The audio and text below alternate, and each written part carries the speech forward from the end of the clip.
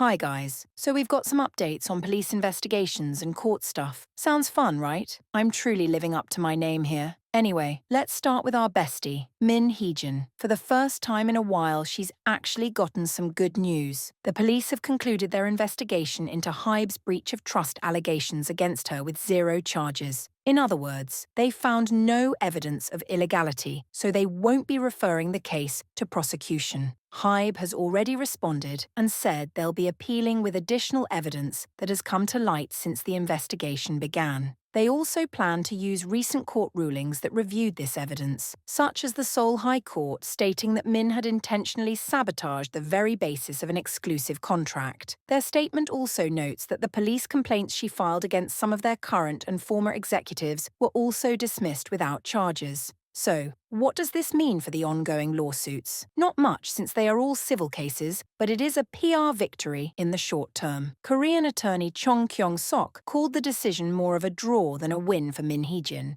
and says it's unlikely this decision will impact the final resolution. The best way that I can explain this is to compare it to your everyday job. There's lots of reasons your job can justifiably fire you, but that doesn't mean you committed a crime. The standard for dismissal and the standard for criminal prosecutions are insanely different. You wouldn't go to jail for showing up late to your job every day, but you would end up unemployed. I mentioned in a recent video that Hee-jin is in a worse position than NewJeans because some of the allegations against her are criminal offences. If she's found guilty, the penalty goes beyond just money. So in the grand scheme of things, this is probably a relief to her, even if it doesn't help her civil cases. HYBE did not waste any time putting out a statement though, which tells me they're pretty determined to make something stick criminally. I'm actually going to give them the same very unlicensed advice I gave NewJeans.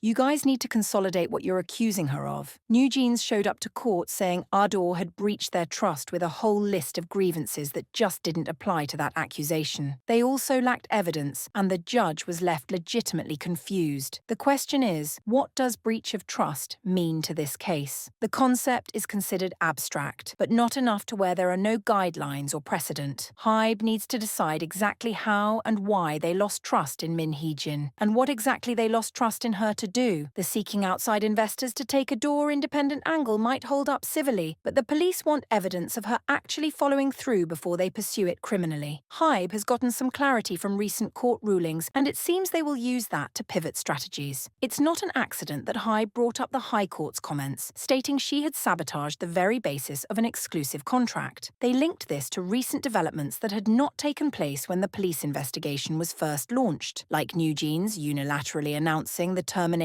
of their exclusive contracts. This sounds like the tampering angle is finally coming out to play. ADOR did mention it during the first injunction hearing, but my guess was that it would remain on ice unless NewJeans started to gain momentum legally. They haven't exactly done that, but they did seemingly follow my advice of seeking outside legal counsel and consolidating their case. It's a chess game, though, and ADOR is responding to every single one of NewJeans' moves in kind. So, what does this mean for their exclusive contract case? Well, nothing. The Hee-jin dismissal angle was dead in the water once the High Court basically said her dismissal was justified. What's next is for ADOR to prove in the main case that they did take appropriate action to secure a new producer once she departed, which they were able to do during the injunction stage. The burden of proof is on NewJeans to show that their contract termination was lawful. And although I think this new strategy is coherent, I don't see it being successful. The worst thing they could do is mistake this police decision as a victory for them. The Hee-jin angle is a dead horse they need to stop beating.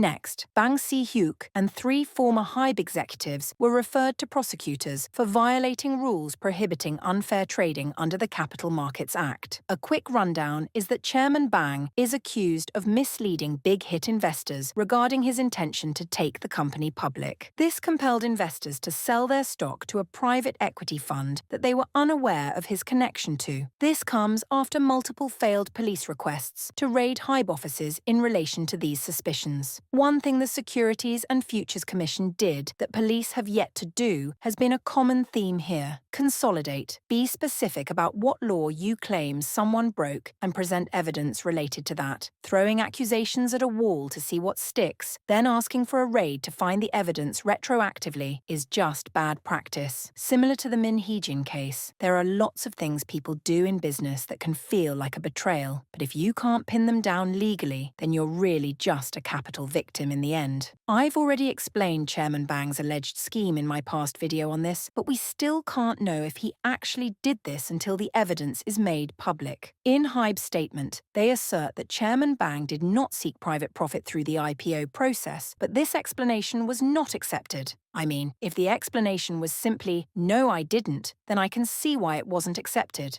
If prosecutors do take the case and it goes to trial, we'll be able to have more clarity on the details here. I've been asked for my thoughts on this, but I can't really say more than I have in past videos. Misleading investors is a crime. Making money is not, though. It's already been established that the agreement he made with the private equity firm did not have to be disclosed in the IPO process, which is something they're seeking to create new regulation to address. If they want criminal charges to stick, they'll have to prove that he was materially dishonest to those old investors, and that seems to be the route they're taking. I guess we'll see. Thank you for watching. I'll see you all in the next one.